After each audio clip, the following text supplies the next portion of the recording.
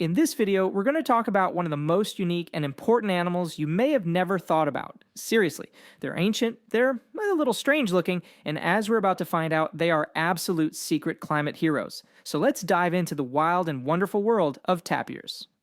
Okay, so take a look at this guy. What are we even looking at here? It's kind of got a pig vibe, but with a mini elephant trunk? What is going on? This is the tapir, and that super flexible snout? Oh, that's just the beginning of its story.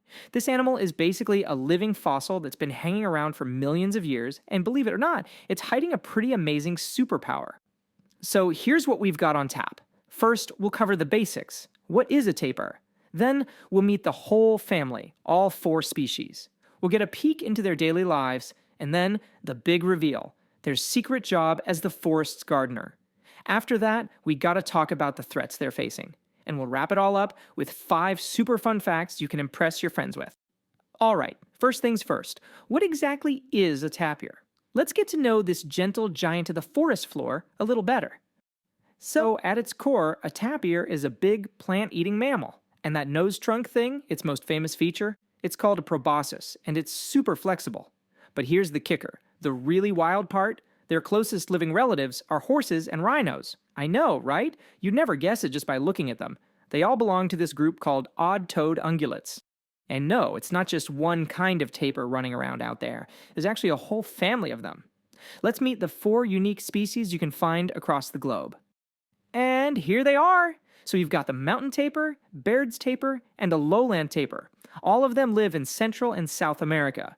And then, way over on the other side of the world in Southeast Asia, you have the Malayan tapir. You can't miss it, it looks like it's wearing a tuxedo, just a really distinct black and white coat. Now let's talk about how they're all doing. And this is the tough part.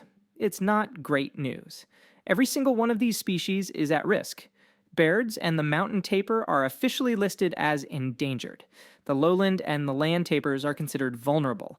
So, yeah, the entire tapir family is really under threat. So what's an average day or night like for a tapir? They're pretty solitary animals, and when they're young, they have this totally unique look. Let's get into it. Tapirs are total herbivores, so they spend their time munching on stuff like leaves, fruits, and soft little twigs. For the most part, they like to be alone. They live these quiet, solitary lives that can last up to 30 years, so you're not going to see them in big herds with a chief or anything. The only real time they pair up is when a mother is raising her baby.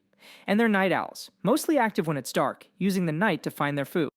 And speaking of babies, look at this! How incredible is that? When tapirs are born, they literally look like little watermelons with legs. This amazing striped and spotted coat isn't just for style though. It's perfect camouflage, helping them blend right into the spotty sunlight on the forest floor to hide from predators. This cool pattern fades away as they get older. Okay, it is time for the big reveal. We've talked about what they are, how they live, but now let's uncover the tapir's real superpower, its secret identity as the forest's gardener. So what is this secret power? Exactly. What is it that makes them so incredibly important to their home environment? The whole answer boils down to this number, 3 times. A recent study found that tapirs spread 3 times more seeds in forests that have been damaged or burned than they do in healthy forests. And why is that? Well, they're drawn to all the fresh, new plants that start sprouting up in these recovering areas. And here's why that is such a huge deal. A researcher named Paula Brando puts it perfectly. Basically, tapirs eat fruit, wander around, and then, they poop out the seeds somewhere else.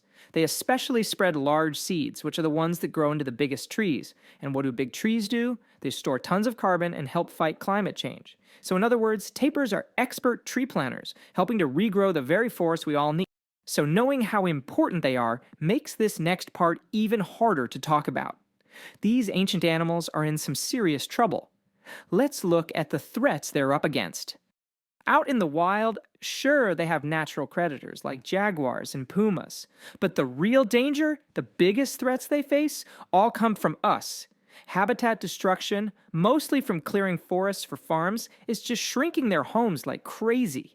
On top of that, illegal hunting is also taking a huge toll on their numbers. Okay, despite all those challenges, tapirs are just truly fascinating, quirky animals.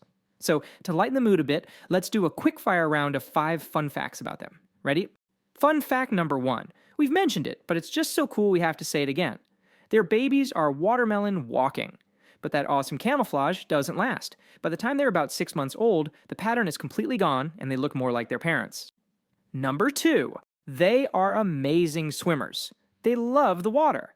In fact, if a jaguar is chasing them, they'll often just dive right into a river and walk along the bottom to get away. It's their go-to escape plan.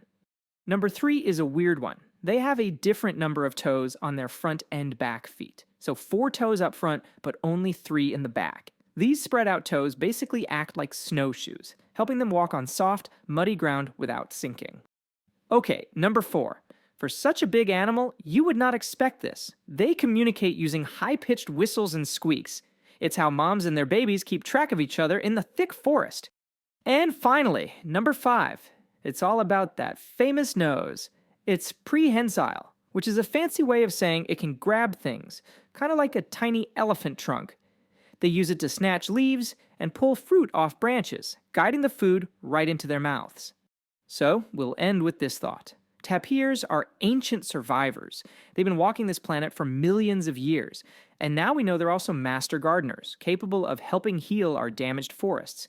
Their own future is shaky, but it's completely tied to the health of our planet. So the question is, if we can protect them, can they help us regrow our future?